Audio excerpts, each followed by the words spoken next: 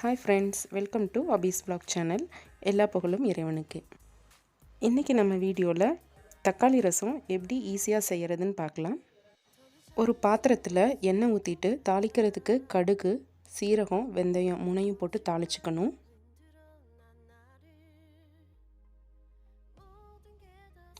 அடுத்ததாக பச்சை மிளகாய், கருவேப்பிலை நான் சேர்த்துக்கிறேன். உங்களுக்கு காஞ்ச மிளகாய் வேணுன்னா ஆப்ஷனல், காஞ்ச மிளகாயும் சேர்த்திக்கலாம். கூடவே நான் கல்லில் தட்டி வச்ச சீரகம், மிளகு, பூண்டு மூணையும் சேர்த்து நல்லா வதக்கிக்கிறேன். நல்லா வணங்கினதுமே கட் பண்ணி வச்சுருக்கிற தக்காளியை நான் ஆட் பண்ணிக்கிறேன். அதில் கொஞ்சமாக மஞ்சத்தூள், அப்புறமா கல்லுப்பு சேர்த்து நல்லா வதக்கிக்கிறேன். கல்லுப்பும் மஞ்சத்தூளும் சேர்த்துறதுனால தக்காளி சீக்கிரமாக வணங்கிடும்.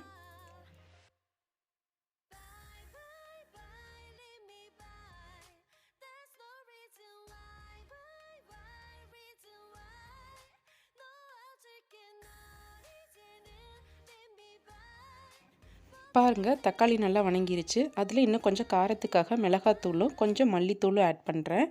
ஆட் பண்ணிவிட்டு நல்லா வணக்கி விட்டுக்குங்க.